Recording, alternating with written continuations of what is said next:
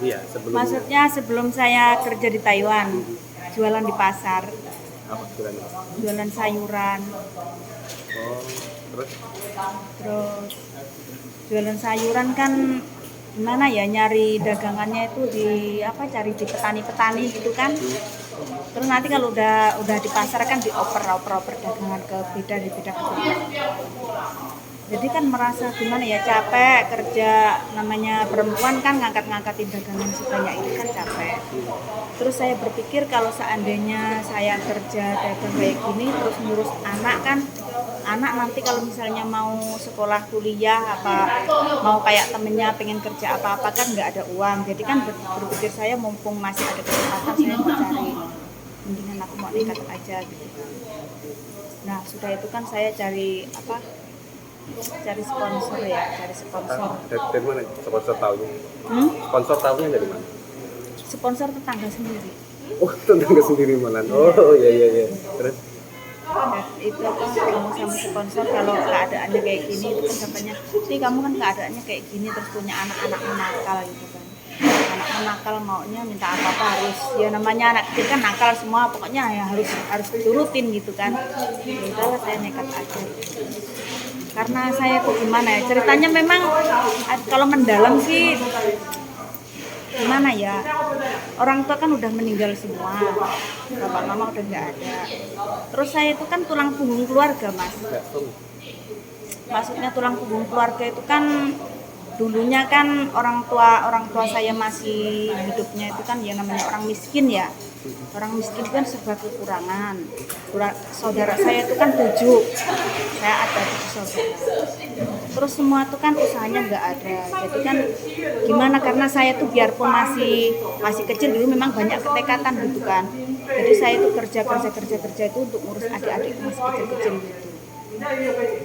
Terus sudah itu saya kan sekolah, akhirnya kan sekolah mau lanjut kan nggak ada biaya. Saya memutuskan sekolah untuk bekerja gitu. Tamatan SD itu kan saya kerja cari kerjaan kemana-mana, merantau kemana-mana. Saya tuh masih kecil memang dulu merantaunya kemana-mana mas. Merantau kerja kemana-mana. Iya ya, kerja kayak di toko, di warung-warung, di restoran gitu kan. Tapi saya tuh ke Pekanbaru, ke Rawajitu, pokoknya kemana-mana gitu, dibawa orang kemana aja ikut gitu loh. Tapi iya jauh-jauh gitu, merantau lah. Itu untuk biaya makan itu buat adik-adikku gitu kan. Nah setelah itu saya udah kira-kira udah beranjak dewasa kan, saya kan menikah gitu. Menikah akhirnya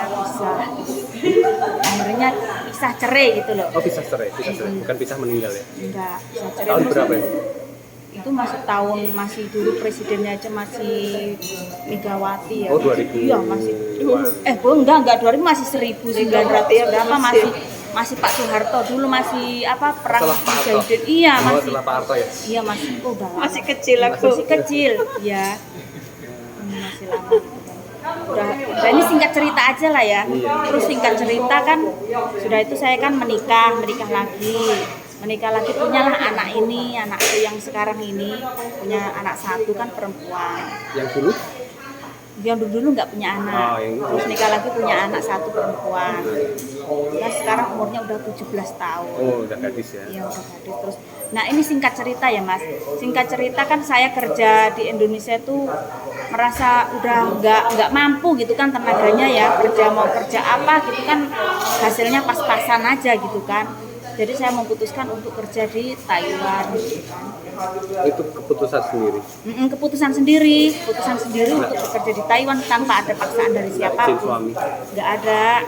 Suami boleh? Suaminya boleh karena suami saya kan pengangguran dulu. Yang baru?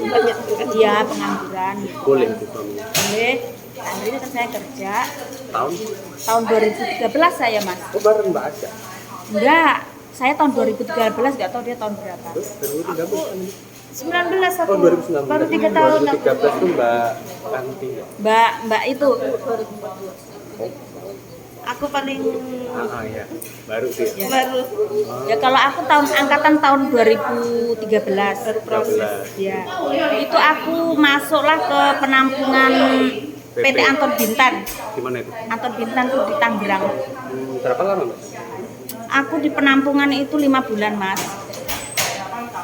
5 bulan di penampungan sekolah pendidikan. Nah, setelah pendidikan kan proses saya kan diterbangkan. Saya terbang bulan 11 ya. Bulan 10 tahun 2013, 10 akhir tahun 2013. Terus job saya jaga ama di Guangfu Hualien, masih ke dalam lagi. Berarti dari tahun 2013 sampai 2023 ini 2 bulan semua? Iya, itu kan 2000 angkatan tahun 2013 itu saya diterbangkan ke majikan pertama itu di Guangfu. Job saya jaga ama. Terus saya kerja di situ 14 bulan. 14 bulan amanya meninggal. Tapi enak. Kalau kerja di sana memang majikannya baik. Perasaannya pertama gimana? Cuman kan namanya pertama kita orang asing gitu ya. Kerja dua pertama Ya, kali. pertama kali sih memang merasa sedih, tapi majikan saya bisa bahasa Indonesia. Bisa. Iya, dia udah pintar bahasa Indonesia gitu kan. Jadi enak. Ya orang Taiwan asli, cuman kan dia bisa bahasa Indonesia. Jadi kalau nanya saya itu kan ngomong bahasa Indonesia. Terus udah begitu saya udah mulai bisa bahasa Taiwan, baru dia ngajak ngobrol bahasa Mandarin. Jadi itu adaptasinya memang nggak susah karena majikan kan bisa bahasa Indonesia. Untuk kerjaannya? Ya cuman ya selama itu memang karena orang pas ketemu nasibnya baik, ya amanya juga baik. Terus di rumah kan bertiga, saya, Akong, ama sama 4 ya, saya, Akong, ama terus majikan.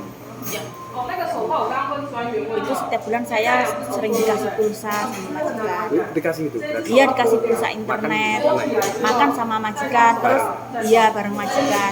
Terus dia tuh dikasih kebebasan gitu loh. Aku misalnya mau keluar kemana gitu dikasih kebebasan gitu loh.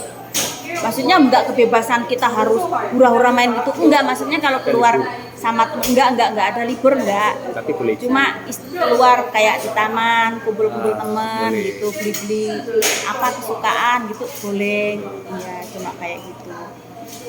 Terus habis itu aku jaga ama sekitar 14 bulan dia meninggal. Kan udah tua 85 tahun umurnya. Dulu kan aku ya di situ tugasnya dia kan pakai piwikuan. Pakai piwikuan itu kasih makannya lewat hidung itu. Oh, iya. Terus sedot dahak juga aku kan. Udah amanya udah agak parah congkong kan. Congkong itu maksudnya nggak bisa jalan gitu loh. Congkong itu udah stroke total gitu loh. Jadi aku tuh angkat junjung itu. Iya, dia berat badannya nggak itu sih, cuma berapa ya, 45 kilo, kecil. Terus setelah meninggal saya diambil agent kan, dibawa ke kantor agent, tapi nggak lama, cuma nginep 1 malam. Dapatlah majikan baru di Ming Isanje. Di Ming Isanje itu daerah Jian, daerah Taichung. Nah di situ, dapatlah di situ ya, alhamdulillah majikannya langsung baik itu ya. Jadi nggak perlu adaptasi kalau karena majikan baik ya, begitu datang majikannya baik itu nggak adaptasi lagi, langsung cuma tinggal saya berdua sama ama. Terus majikan di Taipei cuma datangnya 2 bulan sekali gitu, ngasih apa misalnya belanja, ada kekurangan belanja apa gitu majikan ngasih gitu. Memang majikannya baik banget sih. Kalau yang itu yang aku jaga yang kedua itu aku jaga 8,5 tahun Mas lamanya. 8 tahun setengah? Iya. Yang kedua ya? Jaga nenek, iya. Nenek ada penyakit depresi. Jadi dia kalau kumat itu tengah malam keluar itu dia tuh nggak tahu keluarnya kemana, itu dia lupa jalan. Terus makanya kalau dia kemana kan aku ngikutin terus dia. 24 jam? 24 jam tuh memang ngawasin dia, jarang tidur. Jarang tidur? Iya, tidurnya memang kurang. Cuma saya itu semangatnya apa? Karena majikan baik. Jadi tuh kalau lagi kumat itu nenek itu ya mau mukul, ya mau ngeludahin ya, namanya kalau lagi kumat ya. Tapi kalau lagi nggak kumat dia baiknya ya kayak orang biasa gini gitu. Tapi saya betah majikan baik gitu. Itu yang sekarang ini? Bukan, iya yang meninggal itu. Oh, yang meninggal. Kalau yang sekarang? Yang meninggal itu. Ini kan udah 8,5 tahun di situ majikan meninggal. Nenekku meninggal itu bulan 7 kemarin ya Mas. Baru pindah sekarang. Iya, sebulan. Sekarang bulan berapa? Bulan 8 ya? Ya. Udah sebulan lah ya. Bulan 7 tanggal 3. Terus sekarang bulan 8 tanggal 4 ya sebulan. Nah, sudah itu saya dibawa ke kantor. Dibawa ke kantor itu dapatlah majikan pertama. Itu majikan pertama kan suruh ngetes dulu sama agent. Ati kamu betah enggak di sini? Terus dilihat di situ adaptasinya susah banget Mas. Di situ apa nggak dikasih apa namanya, pokoknya makan minum itu kayaknya orangnya sombong gitu ya. Terus saya langsung hari itu juga belum sampai sehari, hari itu juga langsung telepon agent itu dan langsung aku ngomong mami, wo ya caico jepian to semok tepu Apa itu? aku kan ngomong bahasa Indonesia terus di sini kayaknya nggak cocok gitu kerjanya di aku terus katanya dia hal terus langsung diambil nggak cocok, terus nginep lagi di mes. Nah di mes dapat berapa ya, sekitar 10 hari apa ya, 10 hari dapat lagi job baru. Nah job baru itu jaga ama satu rumah, cuma berdua saya sama ama. Nah saya sama ama itu suruh adaptasi dulu kamu 1 minggu. Udah di situ seminggu pertama baik, hari pertama, hari kedua, hari ketiga, hari keempat masih baik. Terus hari kelima, hari keenam dia tuh giliran ininya kumat kan, dia punya penyakit itu juga kan, punya penyakit apa namanya, depresi juga yang lebih parah. Jadi begitu kumat dia tuh langsung banting-banting, malah akunya mau dicekek. Loh lah berarti ini udah, tapi majikannya memang baik. Terus aku ngomong kenapa aku mau dicekek kayak gini, aku kan mau uang jerit-jerit kan. Terus kamu terus katanya kamu kesini kalau kesini kamu kesini gitu kan. Nah aku kalau mau dicekek kayak gini ya aku langsung lari lah. Terus anaknya udah kamu keluar, langsung saya keluar Mas, keluar. Terus yang keluar langsung dibawa ke mes lagi kan sama agent nih. Nah setelah dibawa ke mes agent dapat lagi job baru ke Ili.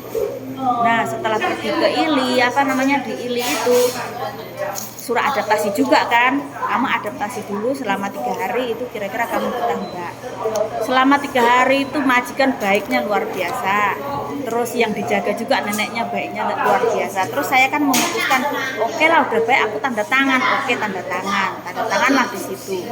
Nah setelah tanda tangan di situ nggak taunya udah merasa aku udah tanda tangan gitu ya, nggak taunya udah kerja 4 hari 5 hari neneknya mulailah menjadi-jadi. Semua nggak cocok, kalau digantiin pampers katanya nggak cocok, diapa-apain nggak cocok, digimana-gimanain nggak cocok gitu ya.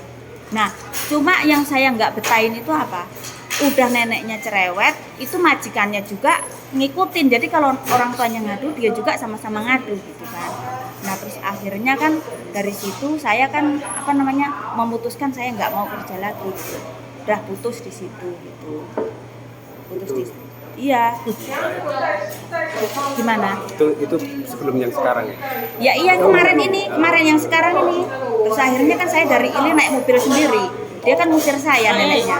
Udah kamu pergi kamu nggak usah kerja lagi, namanya orang stres kan ya kalau ngomong ya semaunya sendiri. Cuman kan majikan nggak ada reaksi untuk menahan saya gitu. Ya udah oke nggak apa-apa lah. Tapi saya ya dari situ langsung saya naik kereta api langsung ke mes sendiri aku. sekarang di mes? Iya sekarang udah ada di mes gitu. Itu berarti apa Mbak? Adaptasinya nggak cocok itu berarti aku di situ. Susahnya apa sih di sini? Susahnya di sini apa? Susahnya ya adaptasi itu. Ke satu tergantung majikan. Kalau pertama majikan baik, itu walaupun sesusah apapun kita masih menyadari gitu loh. Misalnya kan pekerjaan TKW itu nggak gampang ya Mas. 24 jam itu kan memang kita kan kalau masalah soal tidur kurang gitu kan.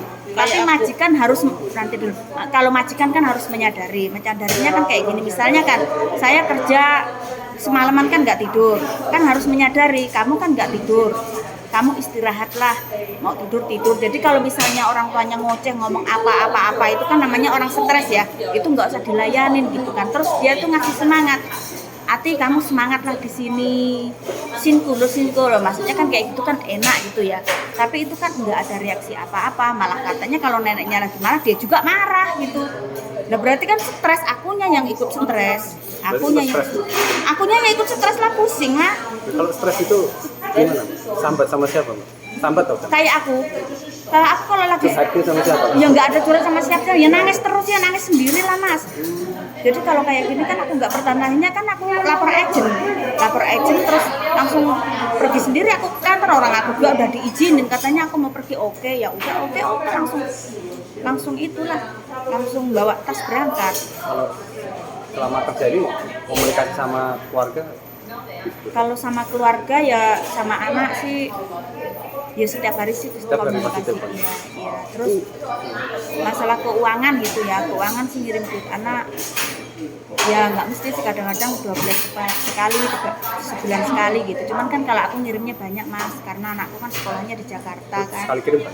Banyak, anakku sekolahnya kan di Jakarta.